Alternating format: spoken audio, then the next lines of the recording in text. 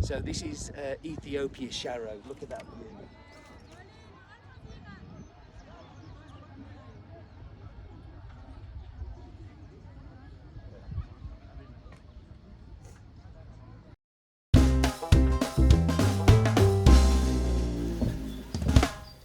Ah, do you remember those good old days when we could go and see people?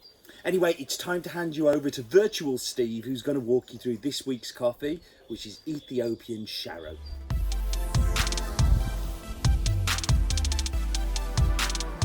Thanks, Steve. So what I'm going to do this week is walk us through some pictures that Steve took on his holiday, because it was a holiday, he wasn't working when he was there, of Ethiopian Sharo. So here we have the drying beds. This is the coffee that you're actually drinking that was drying last year when we bought it. And just because it's called a washing station doesn't mean that you can't do natural coffees there. And Sharo is primarily natural coffees. So the next picture is Israel, who is to the right, who is one of the owners of Kachansky. Now, Kachansky owns an awful lot of washing stations in Ethiopia, and is very much self-made, coming from fairly humble beginnings to exporting over 10% of all of Ethiopia's coffee now. Not all of its specialty, but Israel's real passion lies in specialty coffee. On this next picture, what we can see is a few of the workers. Now, what do you do when you work on a washing station with natural coffees? Well, the important thing is to keep the coffee turning.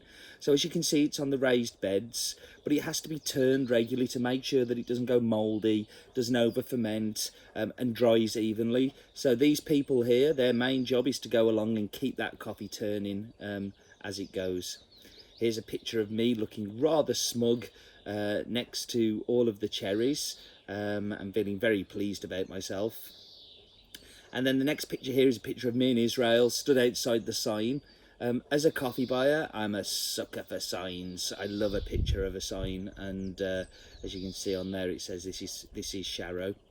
So now we're going to go to some other pictures. So on to some other pictures. This is Israel with one of his farm managers, one of the mill managers that looks after the mill and makes sure everybody's looked after. Kind of picked this picture out because I just thought it was a real life one. And then the next picture here, Israel, very proud of his coffee. Even this coffee, which is not on the raised beds, so he's not for the specialty market. But when you have so much coffee to dry, you dry it wherever you can. And then this is the coffee going to bed here. So I'm going to hand you back to Steve now, who's going to go through the tasting and tell you a little bit more about Israel and the whole setup there. Thanks, Virtual Steve. So when I do these videos about Israel, you may remember from Anasora and other coffees that we've bought from Israel. I only ever talk about him, and there is a business partner who is equally as involved, but Israel is the kind of driving force behind the specialty coffee part of the operation, and he's really kind of promoting that side of it. The growth of the company has been phenomenal. It's really in the 6 years that I've known Israel, he's gone from having a handful of stations to over 60 now. And producing over 10% of the coffee that's coming out of Ethiopia from those stations. Israel has always been fairly important in the direct contract system that's now in Ethiopia. So before, you could only really buy from the commodity exchange, and Israel has been fundamental in some of those changes, working with government ministers to really showcase and highlight the amazing coffees of Ethiopia and making sure that they don't get lost along the way. And I'm a very big fan of what he does. This Sharo is super interesting. We should get into actually trying it, so let's try tasting it.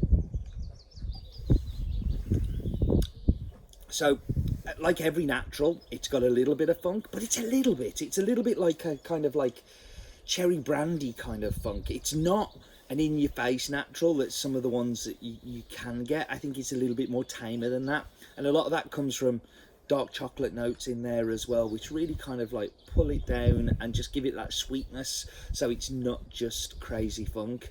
And that cherry brandy comes on the aftertaste as well. It is really, really delicious. Thank you for joining me. I'm sorry about the hair, it's getting worse and worse, and I'm sorry that this isn't some of my best work, but I'm suffering a little bit at the minute. I'm a little bit flued up, yeah, my head is not as clear as it normally is. Thank you for joining me. I hope that you're all keeping safe in these difficult times, and do remember, life is too short for bad coffee.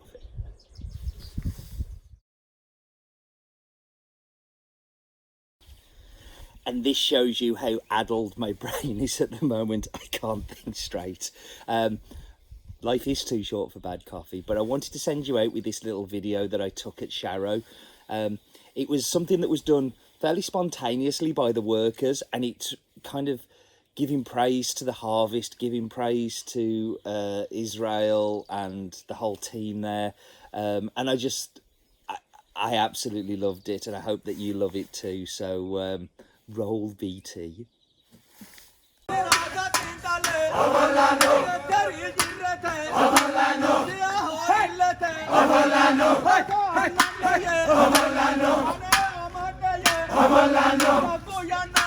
Abalano.